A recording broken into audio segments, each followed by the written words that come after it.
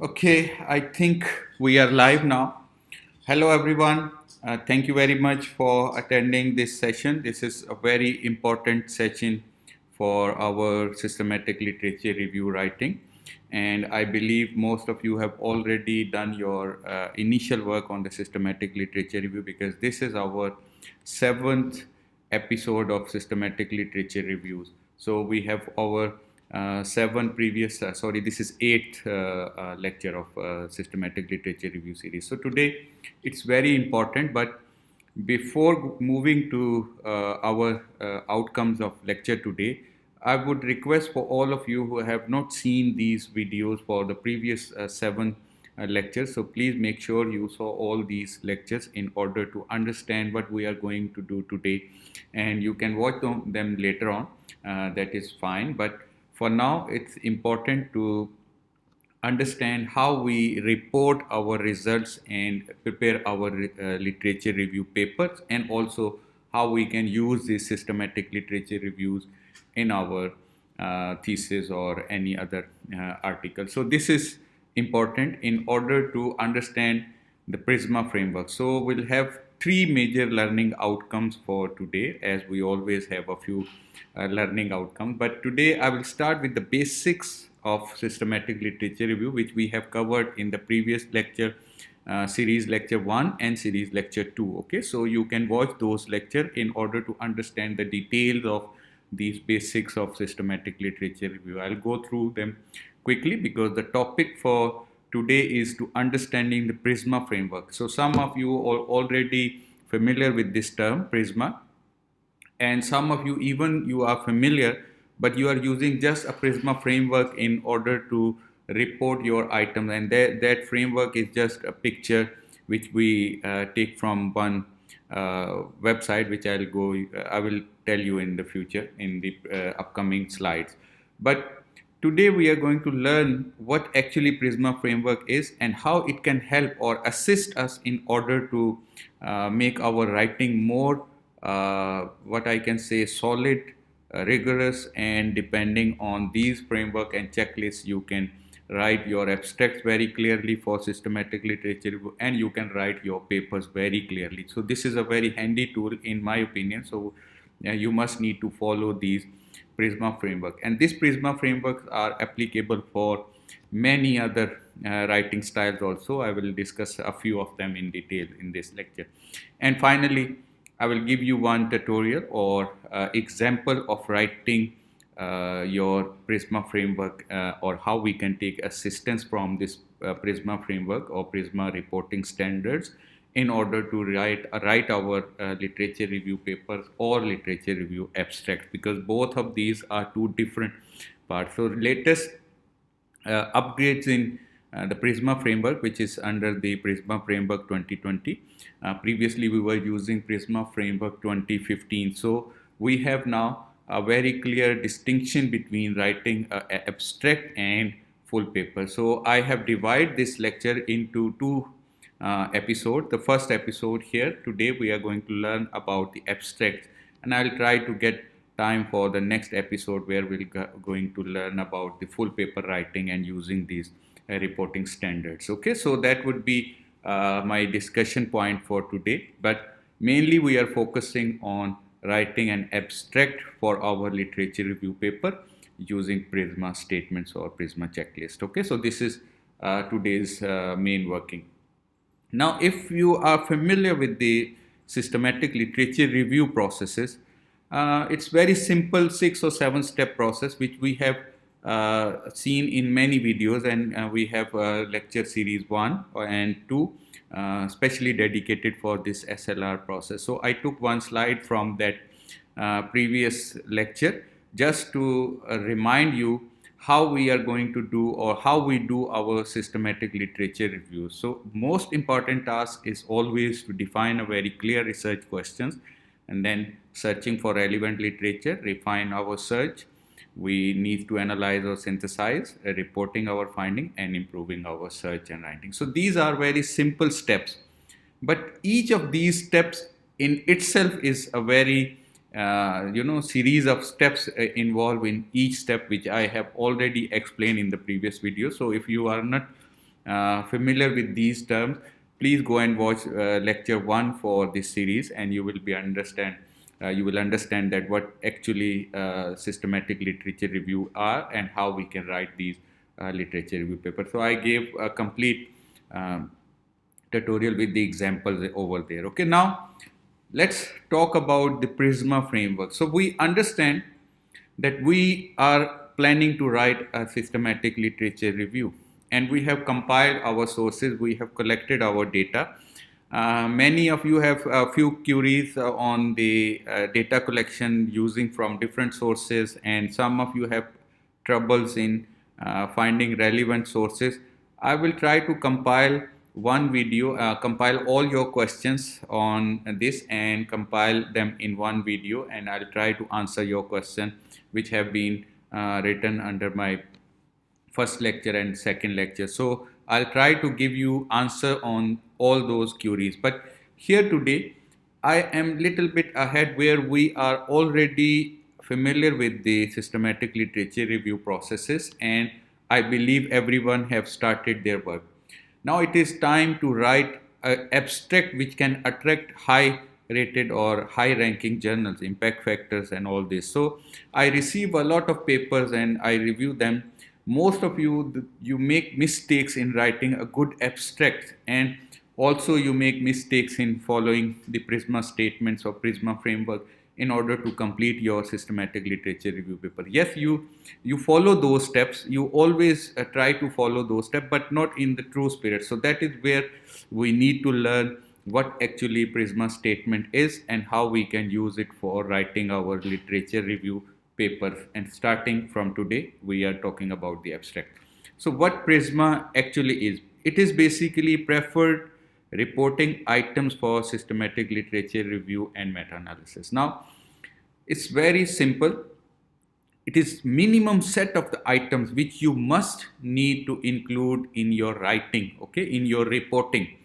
No matter what type of report you are generating, either you are generating a thesis, either you are writing a literature review article, either you are doing a meta-analysis or scoping review, or many other review formats are there. Okay, so all these can follow this Prisma statement. Okay, so this is basically a standard which is provided by a group of researchers, which we can see on their website. They have given all the detail and different research articles which you can use as a standard for, or as a tutorial for this reporting your results. Okay, now I will take you through all these steps for the abstract because it is complex. Steps are for abstracts and also for the full paper. So we will look into these two aspects only. There are many other aspects which you can learn on the website, but my focus would be writing an abstract, a good abstract which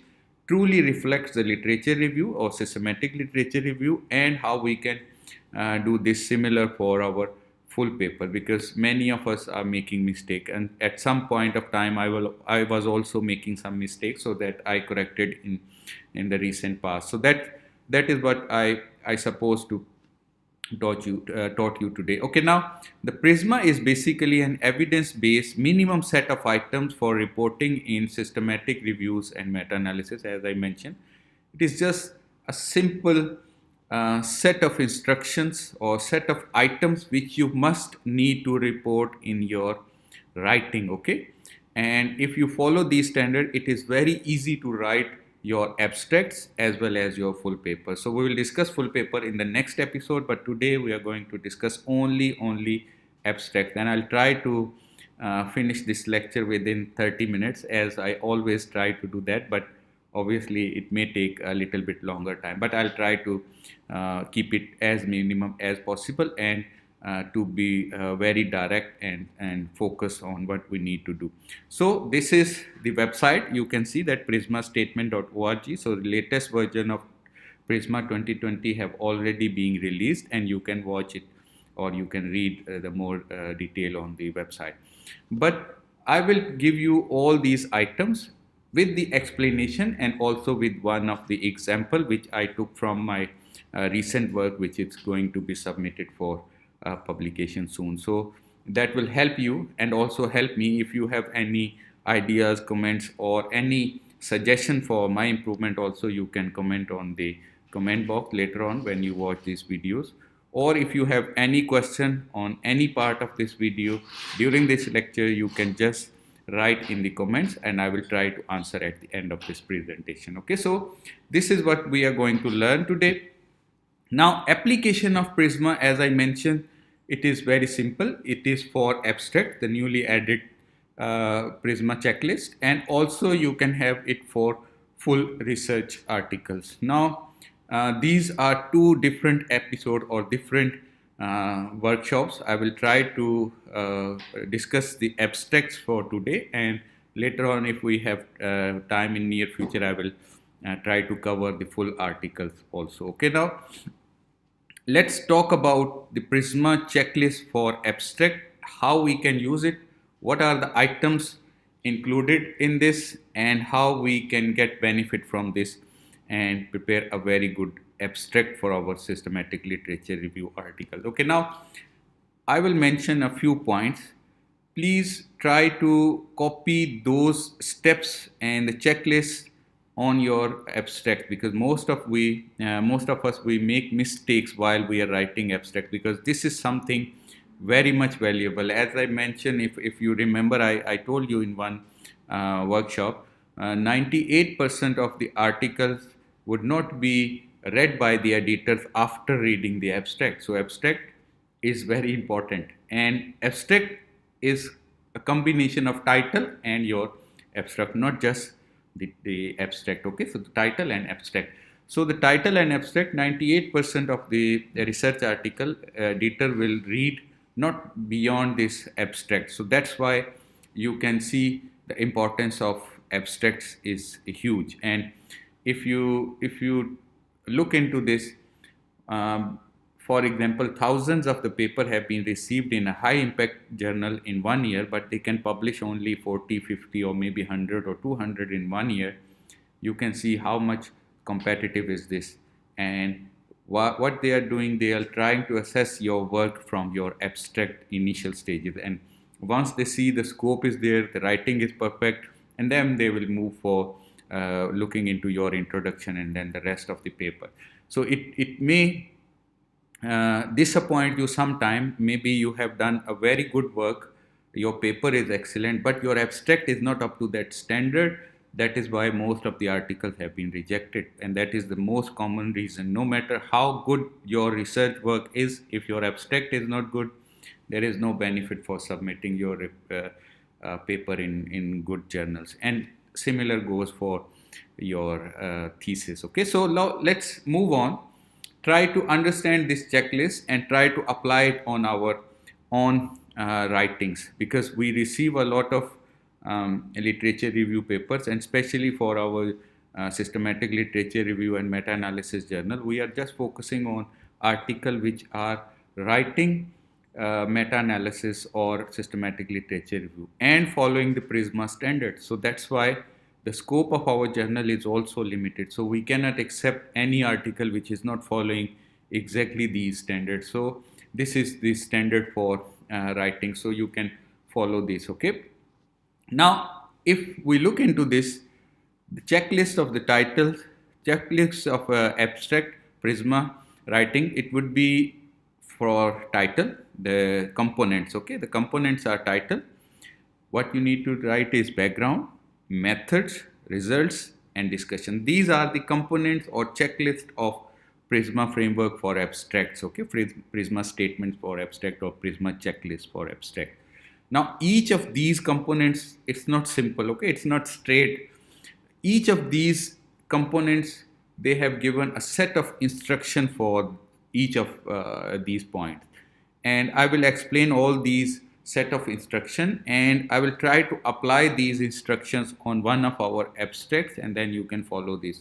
The first thing is about the title.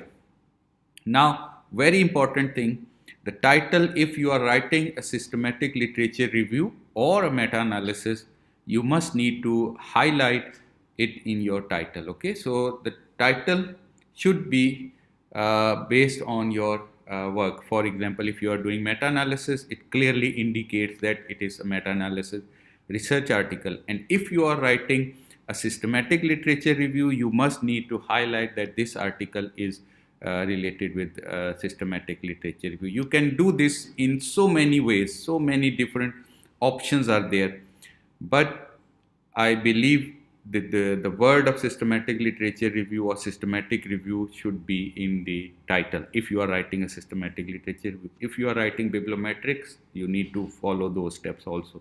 If you are using or you are doing meta-analysis, you must need to highlight in the title, because that is a very significant thing, and the people can read or understand and also search in your literature review or in different databases from the literature review keywords. Okay, so if your title contains this word, it will be easier for everybody to search your research work. And that is why most of the time when I write literature reviews, I'll try to write in the title the word systematic review or systematic literature review. That is why somehow our papers are getting more citations if we write about the systematic literature review. So that is a practical tip.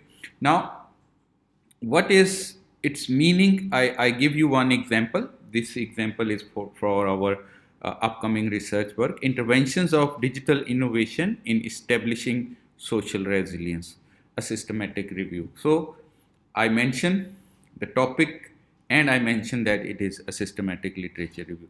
But this is only one example. There are many other examples or ways through which you can indicate in the title that this is a systematic literature review. So you must need to identify your research article or your report as a systematic review, because that is a scientific method of investigation. So if you write systematic review, people will understand that you have followed these Prisma steps or all those steps which are required or the basics for the systematic literature review. So that is a simple example of a systematic literature review article. Okay, so the title, this is first thing. Now, if you see here, I have mentioned very clearly systematic review. So this is the indication of your report. So you must need to include this. Okay.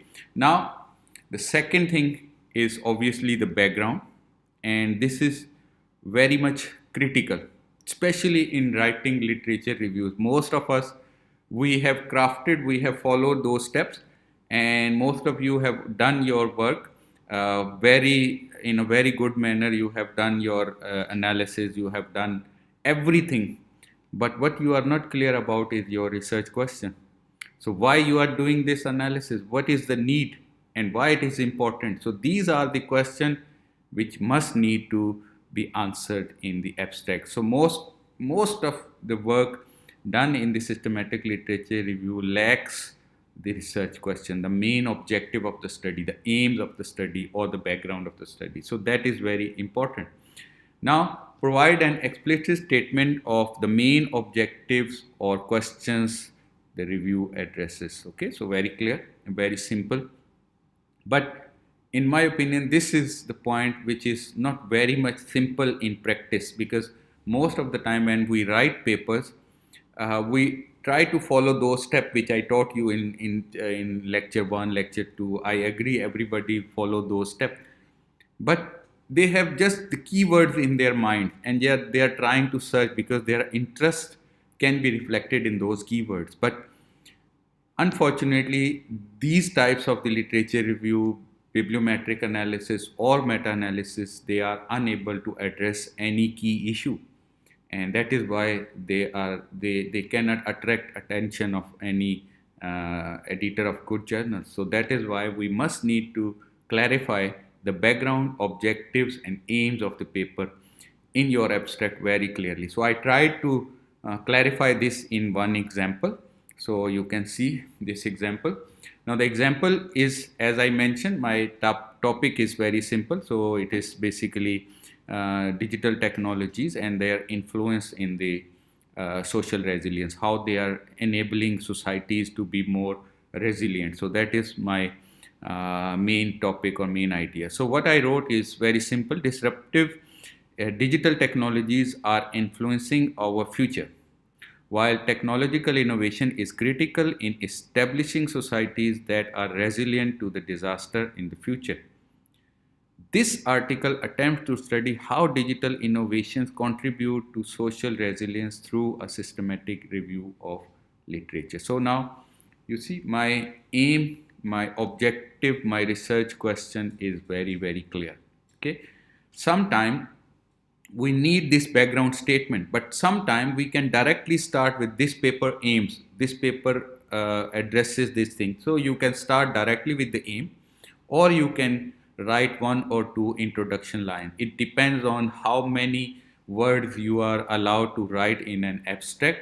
That will determine whether you can write introduction statement or not. Okay, so this is just a simple what I can say is example, but you can obviously deviate or agree or disagree with these statements. But the point is, objectives should be highlighted very clearly. As you can see in this article, I have clearly mentioned that what is the objective of the study. Now, with the first statement, the readers can understand, okay, now this is the aim of the research article. This is the aim of the systematic review. Now, they will decide whether this have enough novelty, enough significance for considering to be included in their publication of in their journal. But still, it depends on the editor, but you should highlight your case very clearly. Okay, now this is the example from where the editors, the researchers, they can understand the basics or the aim of this research article or objectives. Okay, so that's why most of us we started to write this study aims. Okay, this study addresses. So these are also a very good point, directly starting with the objectives, or you can have one or two lines of introduction highlighting the issue and then bringing the objective. So this is also a valid method of writing a good abstract. Okay, now let's move on. So we have covered 2 points. The first point is title. We understood that title should include the information of the type of the paper. If it is a quantitative, qualitative, obviously we can understand that from the title, but similar goes for the literature reviews or meta-analysis or bibliometric analysis. So you need to classify that article very clearly in the title, what type of article it is, and in the background you should mention the objectives and the aims of the research paper very clearly, or the review very clearly. Okay, now let's move on to the critical part. Everything is critical here. All these 5 items are very, very clear and very, very critical. We cannot write a good abstract if anyone or any information is missing in this. Okay, so that's why I prepared this checklist. Sorry, I did not prepare. I just bringing it to you in another way, because this list is available on this Prisma framework website. So the way I am presenting is just to tell you how you can use these checklist in order to write a very good abstract. Okay, now let's move on to the methods. Now methods is basically covering 4 different options or 4 different set of information. So first thing, you need to write eligibility criteria of the research article, how you selected these databases, what type of article, how many article, from which year to which year. So all these are basically eligibility criteria. So we must need to write about this. Then we need to write about the information of sources. What type of databases did you search?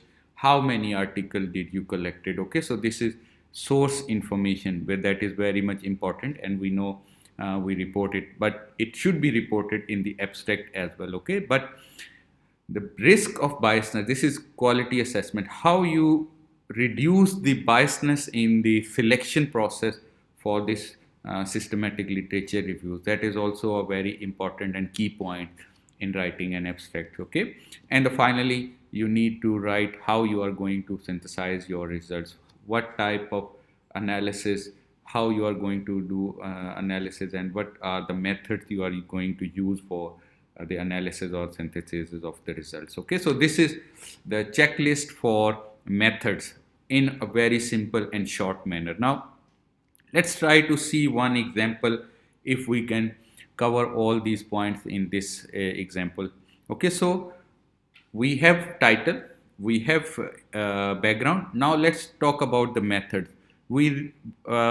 Our review includes the research article published from 2000 to 2021. So the year is 21 year and indexed in Scopus and Web of Science databases. So we use only two databases, but you can use any website, any databases, any registered from which you can collect data. So that is not a point, but you should mention any if you are using Google Scholar, if you are using ProQuest, if you are using JGate, if you are using PubMed. All these are different types of the databases which allow you to search or systematic search of the literature. So you can use that, okay? But you need to mention here what type of databases you search. This is for abstract, okay? At first stage, 251 research articles were included in the search using search keyword, digital technologies and resilience. Okay, so this is the keywords which we use. That should also be mentioned. Maybe I just wrote here 2 keywords, but there are obviously 3, 4 or maybe more set of keywords with using these Boolean operators. So you can write exactly what you type in the search bar for the any database. So that is you must need to include. Okay, so we ignore the articles in press, conference paper and non-English paper to ensure the quality of the review. Okay, so we ignore we self-define this criteria. But remember, this quality assessment should not be just limited to these 2 or 3 points. It can be on many other methods. For example, we excluded all the quantitative paper or qualitative paper or literature review based paper. So this is what you need to decide whether you want to include them or not, and that is what we have covered in series 1 or 2, episode 1 and 2. Okay, so I wrote what actually we use to minimize the biasness. Okay, after a careful assessment of each record based on the objectives and the scope of the study, we selected 52 research articles for this review by following Prisma statement 2020. Okay, so this is very simple. But the last step, what type of synthesis we are doing, this is very important. Most of you don't understand what actually you are doing, how you are classifying literature. Are you going to compare them? Are you going to categorize them on a time or chronological manner, or you are using any other methods of analyzing those studies or synthesizing those studies? So that is very important. And we have another workshop which was actually the series 2 and episode 2 and 3 on only on this, how we can classify or categorize literature. Okay, but here what we did, we further divided studies into 4 chronological segments of digital innovation. So because it was 20 years, so we divided them into 4 different set of time. So on the basis of time that we decide what type of studies have been included in what section. Okay, so we further divide studies into 4 segments. Okay, and then a comparative analysis of the segments were used to understand the developments of digital technologies that contribute to enhance social resilience. So what we did, we compared these 4 segments, what differences and commonalities are there in each section that allow us to understand what actually is happening in the past, and that is from where we can predict the future also. Okay, so this is a simple example. Now let me divide this methodology part, because this is the most lengthy and the most critical part in your abstract as well as in your thesis or paper. Okay, so first thing, this is eligibility criteria. Okay, now this is your databases, your sources information, inclusion and exclusion criteria. Okay, and this is to minimize risk. You can use other methods or other criteria also, but you must need to mention them in your research. Okay, so that is important part.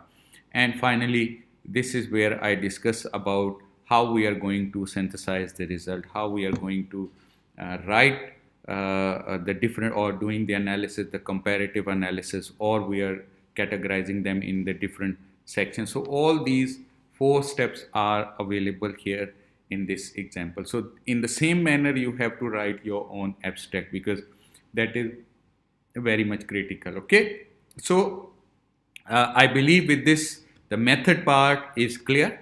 So for the method, we have eligibility criteria, information sources, risk of biasness, synthesis of your results. So what type of synthesis you are going to use, what mechanism you are going to use for analyzing the data, comparing the data, or any other method of analysis you are using. Okay, if you are using meta-analysis, obviously you need to write what type of statistical procedure you are going to use, because meta-analysis can have 2 or 3 or maybe more than that different types of the analysis. You can set weightage to sample, you can set average weight, you can compare the means, you can compare the weightage. So there are many different types of the meta-analysis also.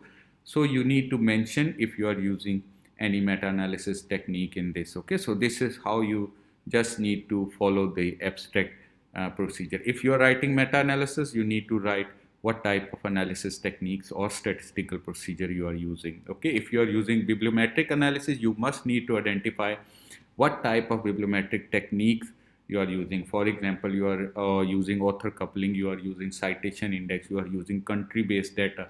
So all these are basically different types of literature synthesis. So you must need to identify them and highlight them in the abstract. Okay, not full paper. Obviously, we must need to write in the full paper, but it should be displayed in your abstract also. Okay, so this is for the third.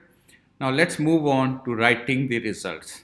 Now results are also very much critical and crucial, but remember, if the process through which you obtain these results is good enough or rigorous, obviously your result would be acceptable. Okay, but if your method or if your synthesis technique is not rigorous, is not valid, in that case, no matter what type of result you are writing may not be attractive to the editors or any researcher community. So that's why we must need to focus more on methodology, and then we need to focus on the results, what results are there. Okay, so you can precisely discuss the results and your findings. Okay, now in the results, you must need to follow only 2 standards. The first one is how many studies were included in each section. If you have a clear categorization, for example 25 studies for each, 10 studies for each, or if you have different set of studies, you must need to mention the number. That is a very good practice. Okay, for segment 1 maybe 10 studies were included, for segment 2 there were 13 studies were included. So that is very much important for you to write in detail. Okay, so the number of article included, and remember, when you are writing full research paper, all these papers must need to be cited, and you need to write about their findings also. Okay, you cannot do that. Okay, you have 200 research article for literature review, but your references are only 30 or 40. No, that's not possible. Okay, so you must need to highlight each of these studies. So that is why most relevant question, mostly the newcomers, they ask me how many articles are required for a systematic literature review. It is not about the number of study, how many articles you can take in your literature review, it is up to you. For example, if you are comfortable with writing 100 or 200 the literature review, it's up to you.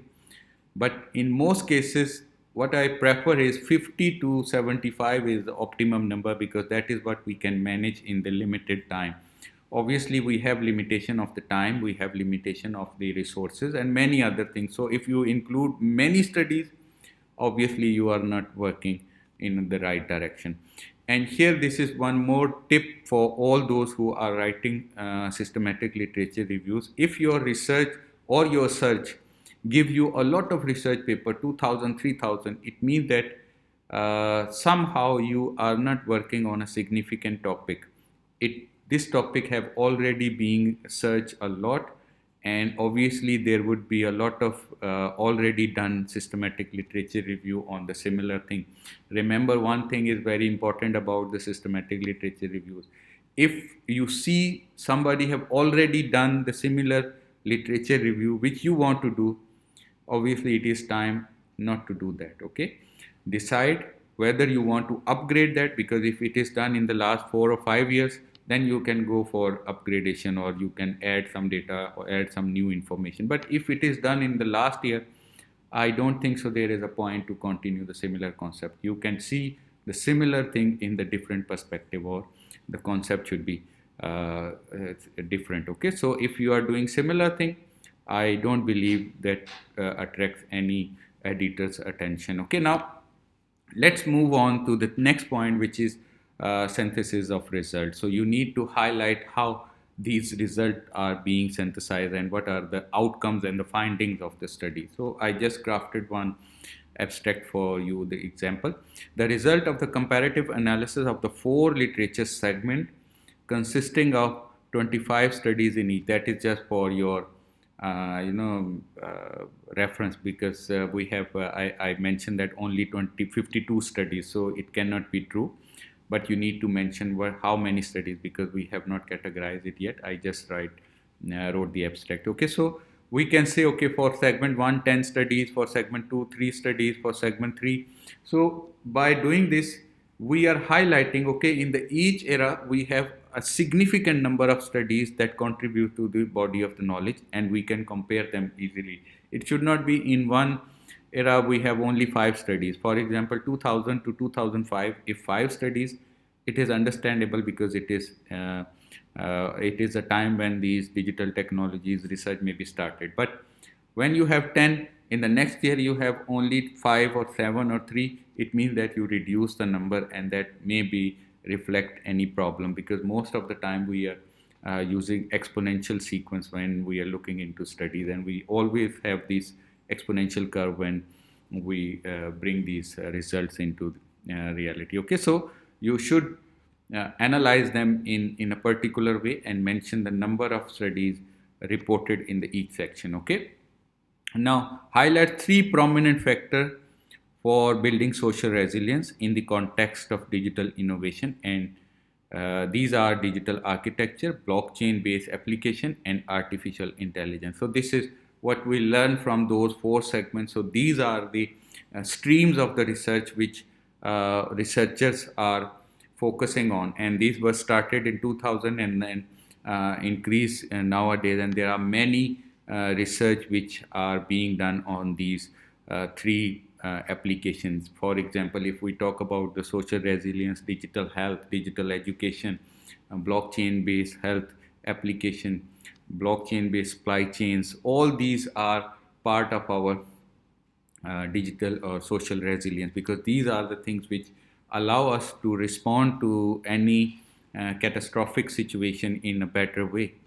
This has been evidence in the mobile health application. You can always see that how these applications are helping us in order to respond to these situations. Okay, now these technologies are crucial in shaping more resilient societies that are less prone to future pandemics or catastrophic events. Okay, so now very clear. Let me give you the highlighter again.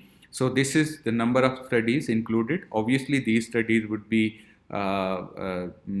cited in the main body also, all these studies. And also I mentioned that how these results are being formed, what type of body of knowledge have been emerged from these different types of the categories, and how these different categories are being compared. Okay, so now let's talk about the final point, which is about the discussion.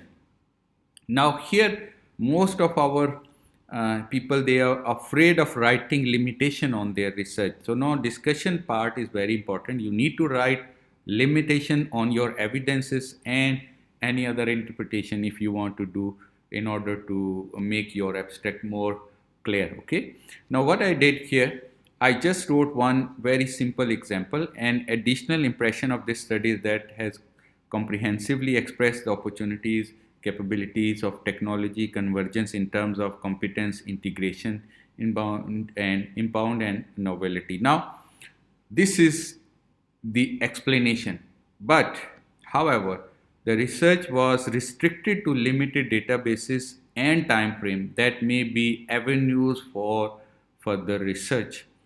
Now what I did, I presented my limitation, but in a way that it do not look limitation, okay? It is avenue for the future studies. They can expand the database, they can expand the time frame, and they can do a lot of experiments with this research, and that allow them to expand the body of knowledge in the particular area, okay? So this is how we need to write our abstract. Now, if you see here, this is the interpretation, and finally we have the limitations. So this is how we must need to write a good abstract for our research articles, okay? So this is especially for systematic literature review, meta-analysis, scoping reviews, and all those reviews which follow these standards, okay?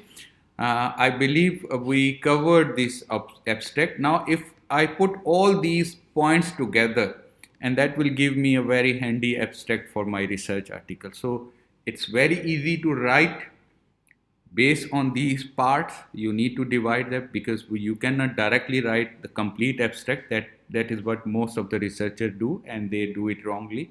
So you just need to divide it into the parts and follow each of these checklists. And when you complete all these checklists, obviously your abstract would be acceptable, or the standard which is acceptable for the majority of the good researcher and the journals and the editors of the journal. So this is how we do our research, and we write our abstracts. Now, this is end for today's workshop because it is more on writing. I need your attention. That's why I make it very precise. But this is a very handy information which you can use in your abstract writing and enhance the possibility of your publication in the good or reputed journals, okay? Now coming up next would be your Prisma statement for full research article. Obviously, if I can cover abstract in 1 hour, I need more time for full paper. At least I need 2 hours for this section, because full paper have 27 items checklist, and each item have multiple sub items which we must need to discuss in our report writing, okay? So that I will try to explain in the near future when I get time to communicate, okay? So that is for coming for our next webinar. So stay tuned, and don't forget to like, share, comment, and subscribe. Thank you very much, and have a very, very nice day. Now I'm open for questions now. Can you tell me, Mr. Nama?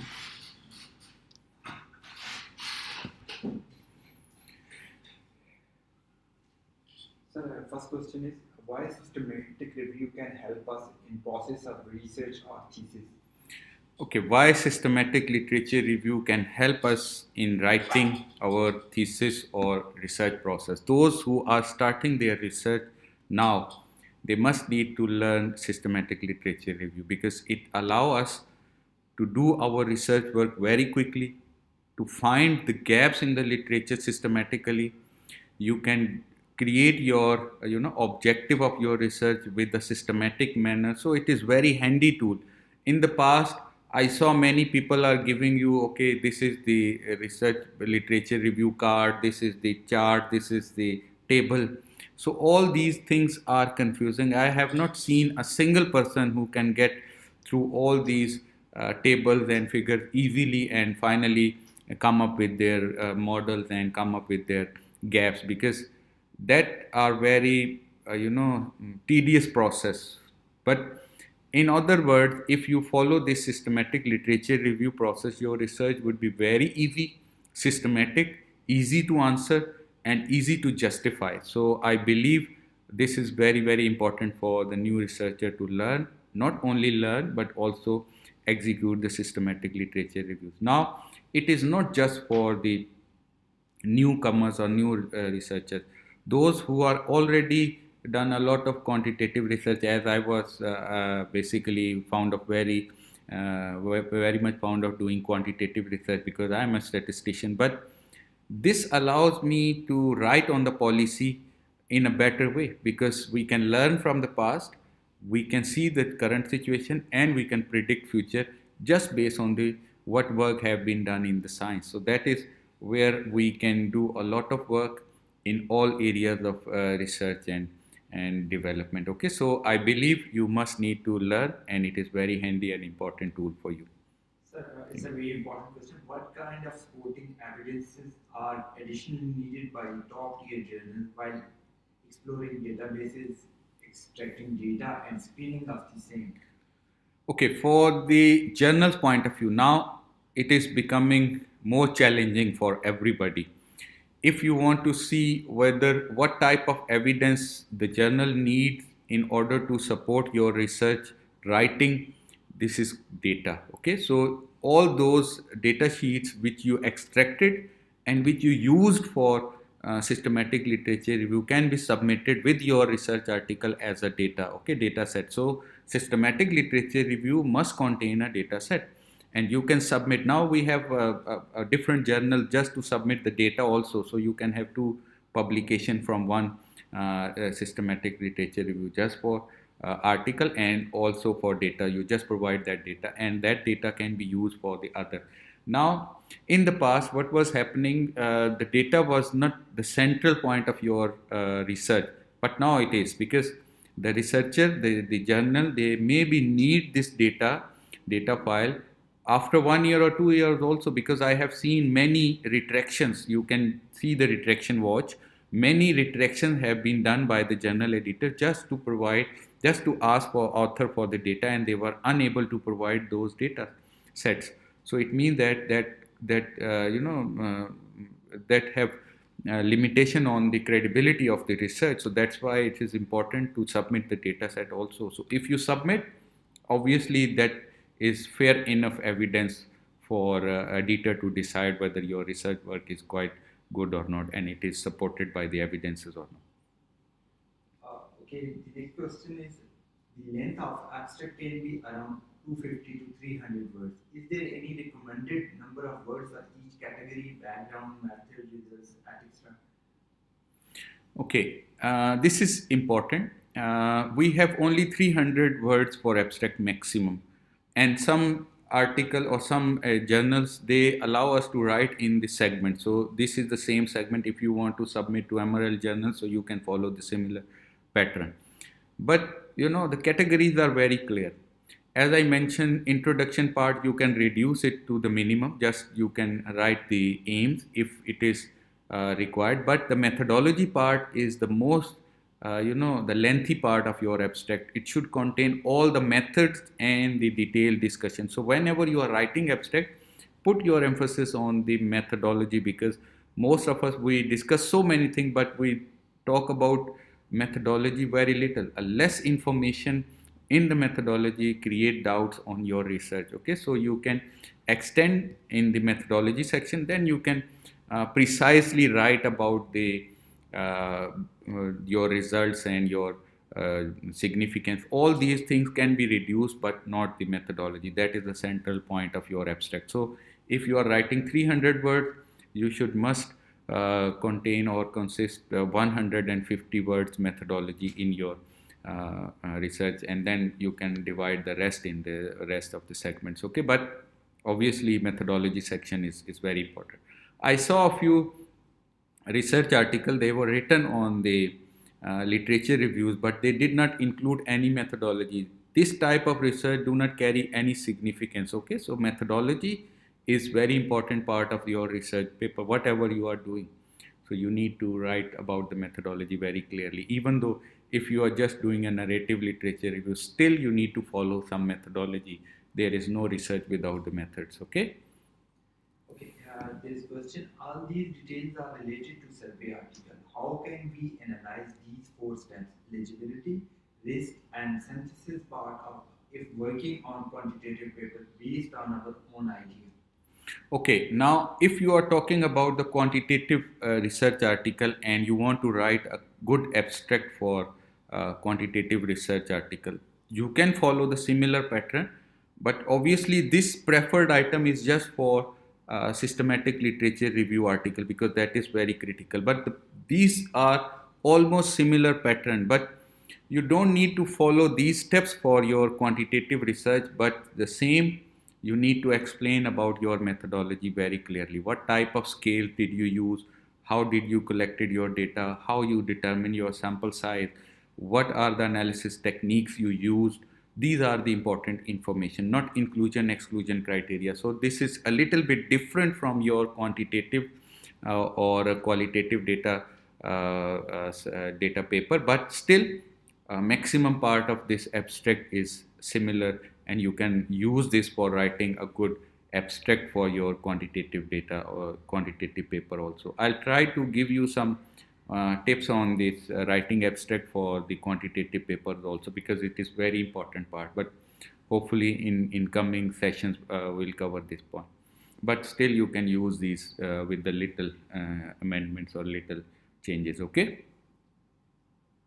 And one final question from my side. Which software you recommend for screening process in SLR? Okay, for the SLR, we have a lot of softwares which you can use to process the data. Okay, now you can use, if you are using more detailed work, you can use NVivo, you can use any Atlas or any other software which are basically content-based softwares, okay, database management software, you can use them.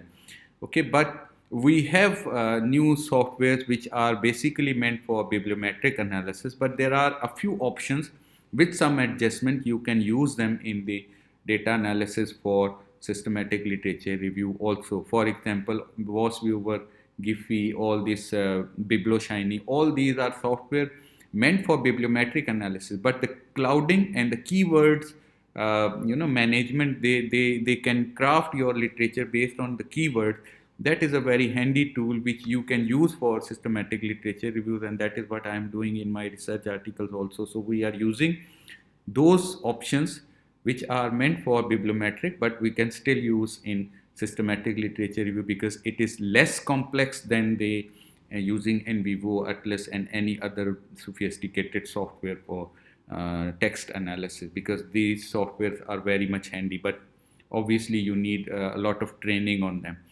On the other hand, these bibliometric softwares are very easy, simple, and you can use them without any prior training, because most of them I have already taught you in the previous lectures. But hopefully in future, if I find time, I will teach you NVivo also for systematic literature. So you can use any software. It is not about the software, it is about your analysis methods and techniques and your own understanding about the subject. Okay. Final question. Just right now, students start here. Can we do SLR if the research area is very new? Like I'm doing my thesis on digital shadow economy (DSE). There is a lot of literature available for its indicators are shadow economy, but limit for DSE. Okay. This is a very important question. Most of the time, we assume that this article or this title or this thing is new, and that is why we are limited with the number of papers and we can't do systematic literature review. You can still do systematic literature review if you see all these concepts have been emerged from the past, from the different types of the concepts. Okay, so there is no concept directly coming in the literature, because mostly academic research is incremental in nature. When I say incremental, means that innovative, incremental innovation. So somebody have done some work and the next person have improved a lot, and that is the way we do incremental research. Okay, it is not like disruptive research. So it is not something directly new coming in the literature. It is very rarely happening if something is very new coming in the literature directly. If this thing is happening, it means that you need to do more on qualitative research and trying to explore. Exploratory research is more common in those type of areas, and then the number of papers would be, for example, at the first year of the COVID, we were not able to understand what actually happening, and within 1 year we have thousands of the research article. Everybody was working on this. So the technologies, the research is so much, globalized and interconnected. So you will find a way to write a literature review, even the event is happening in 6 months before. Still you can do that, okay, because that will give you what work has been done, and how these things are progressing, and what would be the future of that particular area, a particular problem. So even in the new topics, you can do literature review in an efficient way, okay. So you just need to think how you can analyze those new documents and how you can categorize them. That is based on your understanding and the reading. So writing is important, but prior reading and understanding is also equally important in writing literature reviews. So first you need to develop your understanding, then you can follow the pattern, and then you can write a good research article, even the topic is new and very, very less studied, okay. Still we can do that. Okay, thank you very much. Thank you all of you for attending my session, and hope to see you soon in the future. Stay blessed and have a very happy Christmas and also very happy New Year. Thank you very much.